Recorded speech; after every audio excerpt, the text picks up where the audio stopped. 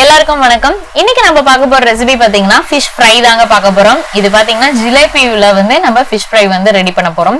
So ரொம்பவே டிஃபரெண்டான மெத்தட்ல வந்து இன்னைக்கு நம்ம ரெடி பண்ண போறோங்க. நிறைய மெத்தட்ஸ் வந்து நம்ம இதுக்கு முன்னாடி அப்லோட் பண்ணிருக்கோம். இது பாத்தீங்கன்னா நம்ம நார்மலா கடல மாவுல வந்து இந்த ரெசிபி வந்து ரெடி பண்ண போறோங்க. சோ ரொம்பவே டேஸ்டா இருக்கும். சோ நீங்களும் இதை ட்ரை பண்ணுங்க. இப்போ இதை எப்படி செய்யறதுன்னு சொல்லி இப்ப நம்ம பார்க்கலாம். இப்ப பாருங்க, நானு ஜிலேபி மீன் வந்து எடுத்து வச்சிருக்கேன். இந்த ஜிலேபி மீன் பாத்தீங்க அப்படின்னா ஃப்ரெஷ்ஷா ஏரியில இருந்து பிடிச்சது தாங்க. ஸோ அந்த கிளிப்பை வந்து நான் மிஸ் பண்ணிட்டேன். அதனால வந்துட்டு இப்ப நான் வாஷ் பண்ணி இதை வந்து எடுத்து வச்சிருக்கேன். இப்ப இது பாத்தீங்கன்னா ஃபிஷ்ஷை வந்துட்டு ஒரு பக்கம் 2 சைட் கோடும், இன்னொரு பக்கம் ஒரு சிங்கிள் சைட் கோடும் வந்து போட்டிருக்கோம். ஏன்னா இது வந்து மசாலா வந்து உள்ள இறங்குறதுக்காக. அது மட்டும் இல்லாம பாத்தீங்க அப்படின்னா எங்களுக்கு வாங்கும் போதே வந்துட்டு அவங்க மீன்காரங்க அந்த நடுவுல இருக்க நடுமுதுகுடைய முள்ளை வந்து எடுத்துட்டு கொடுத்தாங்க. ஸோ முள் வந்து இதுக்கு மேல கொஞ்சம் கம்மியா இருக்கும் அப்படிங்கறதுனால. ஸோ நடுவுல பாத்தீங்கன்னா நடுவுலயும் கேப் வந்து உங்களுக்கு நல்லாவே தெரியும். ஸோ ஃப்ரெஷ்ஷான மீனுங்க. ஸோ இன்னைக்கு இந்த ஜிலேபி மீனை வச்சுதான் இன்னைக்கு நம்மளுடைய ரெசிபி வந்து இருக்க போகுது. சோ அதுக்கு என்னென்ன ஆட் பண்றோம் அப்படின்னு சொல்லி பார்க்கலாம். இப்ப பாத்தீங்கன்னா ஸ்பூன் வந்து இதுதான் எடுத்திருக்கேன். இது வந்து டேபிள் ஸ்பூன் சொல்லுவோம். இது பாத்தீங்கன்னா நானு 1 டேபிள் ஸ்பூன் வந்து இதனுடைய கணக்கு. சோ இதுல வந்து நானு கடல மாவு வந்து எடுத்துக்கிறேங்க. சோ இப்ப நான் பாத்தீங்கன்னா ஒரு 10 பீஸ்க்கு மேல இருக்கும், பீஸ் வந்து இருக்கும். சோ அதுக்கு தகுந்த அளவுக்கு நான் வந்துட்டு இப்ப கடல மாவு வந்து ஆட் பண்ணும். ஒரு 7ல இருந்து ஒரு 8 டேபிள் ஸ்பூன் அளவுக்கு நம்ம வந்து கடல மாவு வந்து இது கூட வந்து ஆட் பண்ணிக்க போறோங்க. கிராம்ல பாத்தீங்க அப்படின்னா ஒரு 100 கிராம் அளவுக்கு நீங்க கடல மாவு வந்து எடுக்கிற அளவுக்கு இருக்கும். சோ கடல மாவு வந்து இப்ப நம்ம எடுத்துட்டோம். கடல மாவு எடுத்ததுக்கு அப்புறமா இது கூட வந்து கொஞ்சமா வந்து மஞ்சள் தூள் வந்து ஆட் பண்ணிருக்கேங்க. இப்போ மஞ்சள் தூளும் நம்ம வந்து ஆட் பண்ணிட்டோம். மஞ்சள் தூளுக்கு அப்புறமா காரத்துக்கு வந்து வரமிளகாய் தூள்.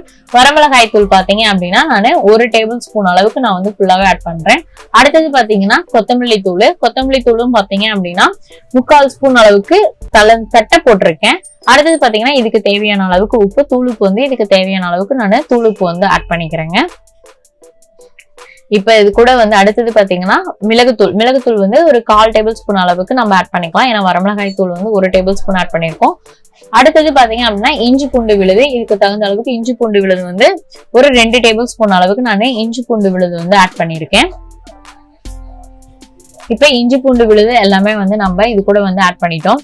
சோ இது வந்து நல்லா ஒன்னோட ஒண்ணு நல்லா மிக்ஸ் பண்ணிக்கலாங்க. வேற எதுவும் இல்ல, கடல மாவு, வரமிளகாய் தூள், கொத்தமல்லி தூள், மிளகுத்தூள், உப்பு இதுக்கு தேவையான அளவுக்கு. அடுத்தது வந்துட்டு இதை நல்லா நம்ம மிக்ஸ் பண்ணிக்க போறோம். சோ இந்த மசாலா பாத்தீங்க அப்படின்னா ரொம்பவே டேஸ்டா இருந்துச்சுங்க. சோ கடையில நம்ம வந்து வாங்கினதை விட இது ரொம்பவே நல்லா இருந்துச்சு, ரொம்பவும் டேஸ்டாவும் இருந்துச்சு.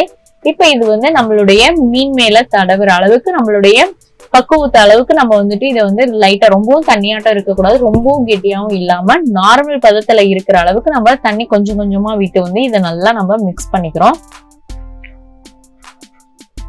இப்ப பாருங்க, கொஞ்சம் கொஞ்சமா நம்ம தண்ணி விட்டுட்டு இந்த மீன் மேல ஒட்டுற அளவுக்கு நமக்கு வேணும். அந்த அளவுக்கு இதை வந்து நம்ம நல்லா ஒன்னோட ஒண்ணு நல்லா மிக்ஸ் பண்ணிக்கலாங்க.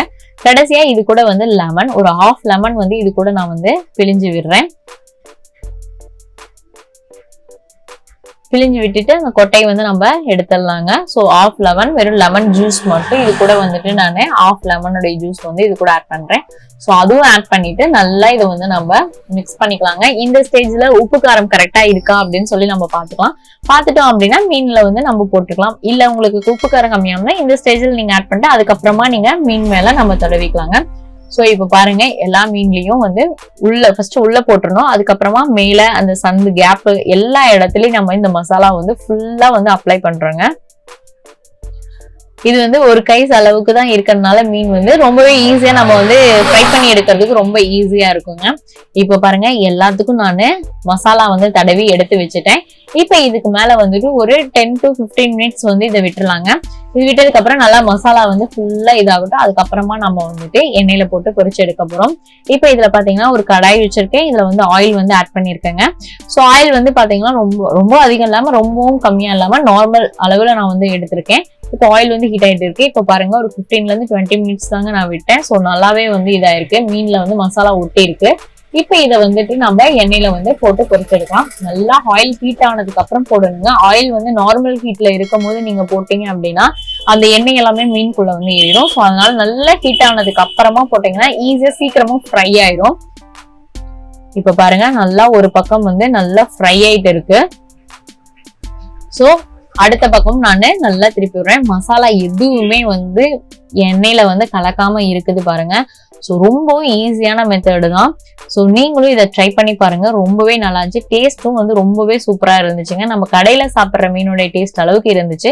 நான் ஆல்ரெடி இந்த மீனுடைய ரெசிபிஸ் பாத்தீங்கன்னா பல விதமா ஒவ்வொரு ஸ்டைல்ஸ்லயும் நான் வந்து ரெடி பண்ணியிருக்கேன். ஸோ இது ரொம்பவே நல்லா இருந்துச்சுங்க. ஆனா வந்து அதிகம் நம்ம கடையில வாங்காம ரெடி பண்றது எப்படின்னு சொல்லி அதுக்கு முன்னாடி நான் வந்து ட்ரை பண்ணிருப்பேன். ஸோ இந்த மெத்தோட நீங்க இதுல வந்து ட்ரை பண்ணலாம். ரொம்பவே நல்லா இருக்கும். இந்த மாதிரி நீங்களும் ட்ரை பண்ணிட்டு எப்படி இருந்துச்சுன்னு சொல்லி கண்டிப்பா கமெண்ட் செக்ஷன்ல கமெண்ட் பண்ணுங்க. இந்த வீடியோ உங்களுக்கு பிடிச்சிருந்தா லைக் பண்ணுங்க, ஷேர் பண்ணுங்க, கமெண்ட் பண்ணுங்க. ஓகே ஃப்ரெண்ட்ஸ், மேலும் ஒரு வீடியோட சந்திக்கிறேன். நன்றி, வணக்கம்.